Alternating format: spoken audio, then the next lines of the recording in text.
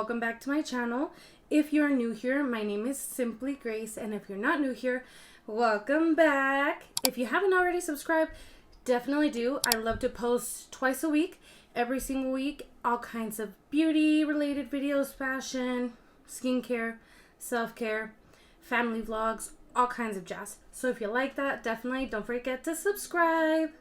But nonetheless, if you clicked on this video, it's because you saw the title. Today I will be reviewing the Makeup Forever HD foundation. So if you want to see all the details, definitely keep on watching. As I said in the intro, I'll be reviewing the new Makeup Forever HD skin. So today I will be trying it first impressions and giving you the deeds on it, as well as a wear test. So I'm going to wear this bad boy and see how long it lasts. So this is the packaging, very sleek, beautiful packaging. I got mine in the shade 1Y04, the shade Warm Alabaster, which is for fair skin tones with yellow undertones. So I used this shade matcher on Sephora, and wow, I didn't realize how light of a shade that is, but I've heard that these foundations do get darker. So hopefully this matches. It oxidizes, so it has to match, okay? If it doesn't, well, then I'm gonna return it. So yeah, the shade I got was 1Y04. I love the new packaging, super sleek, very beautiful. I love how they did like a monochromatic moment.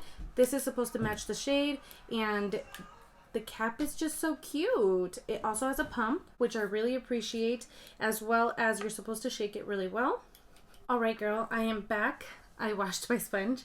I am using the Ariel x Morphe collab sponge.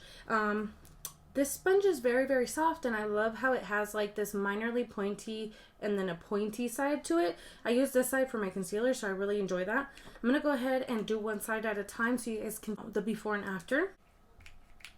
That's 2 pumps. So as you can see, it's not runny, and it's actually a pretty shade. I find that I'm a lot lighter than I think. This is supposed to be a waterproof foundation as well. It tends to be for oily combo, no more skin. It is medium coverage with a natural finish. It's supposed to be long wearing. Supposed to help with skin improvements over time, like high correction and smooth the skin. It helps preserve initial moisturization for 24 hours. Okay, this is what it's looking like on this side. As you can see, it matches my neck. I'm pretty pale. So it matches my neck, and it has like a medium to light coverage type of vibe. I have a feeling this is the type of foundation that you can build up. It looks very skin-like. It doesn't look dry or anything. I did use a hydrating primer before this, and I moisturized. So I'm going to go ahead and do the rest of my skin, and I'll be right back. This is so hydrating, you guys. I love it. I use it day and night all the time. I literally put it in my purse and take it with me everywhere. Balm.com. So this is this Summer Fridays lip balm. I'm going to go ahead and use my Merit Beauty Flush Balm. This is literally stunning, you guys. I have legit fallen in love with this. Love the shade. Love the formula, the pigmentation. This is the shade Cheeky. It's like a raspberry shade. I like to apply it with a brush better than like swiping it. I just have more control of where the product goes that way. So this is the blush blended in, and it literally blends itself. Like, it doesn't take that much effort, as you just saw. Okay, so I went ahead and I finished my foundation. This is what we're looking like.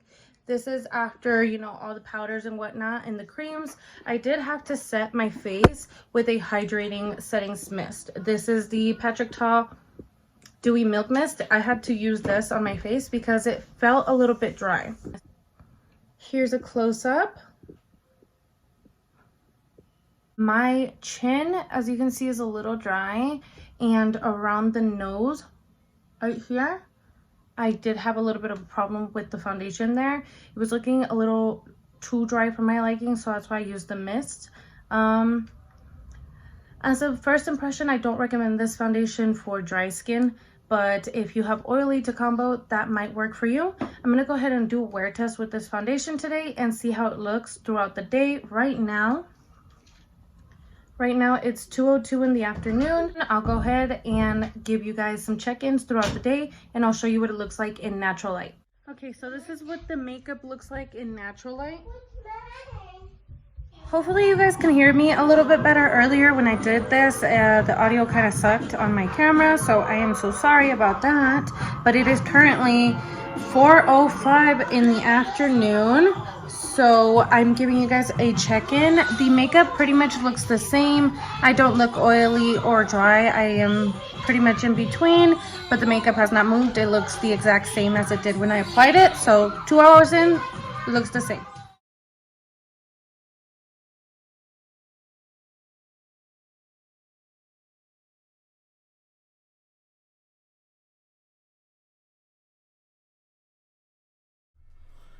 Oh my goodness. It is, what time is it?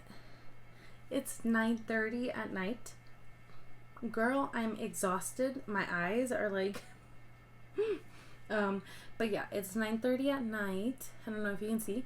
I'm exhausted, ready to take this makeup off and just call it a night, girl, because it's been a long day. So I did a check-in on my phone at, I believe it was 8:30, 8:36, something like that. And my makeup looked really good for 8 hours, basically, right? Right now I'm looking at it and it looks fine from like distance. But if you really get in there and you look closely, it's rubbed off around my nose, around my mouth and chin. It looks kind of like cakey. Girl, the T-zone is oily. Obviously, you can fix that by blotting, which my blotting sheets are in my bag. Most of my face looks really good. It's just like around the mouth.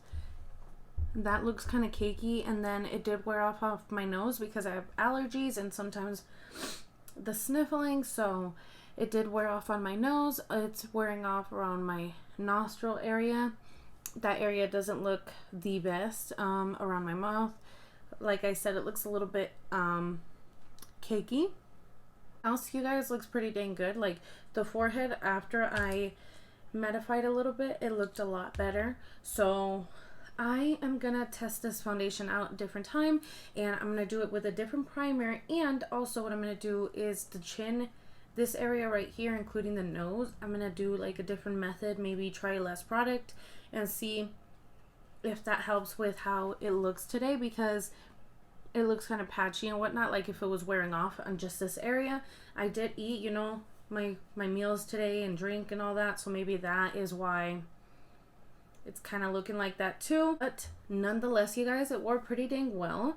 After you blot and mattify a little bit, it looks pretty good even after 8-9 hours. So I think I give it a solid 9 out of 10. The shade match is pretty dang good too. I'm just pretty pale, and it definitely does oxidize. So if you choose a shade, definitely check it out, because it will oxidize 1 to 2 shades is what I noticed. I feel like it got a lot darker than I expected, but thankfully it did oxidize, because girl, when I first put it on, I felt like a ghost.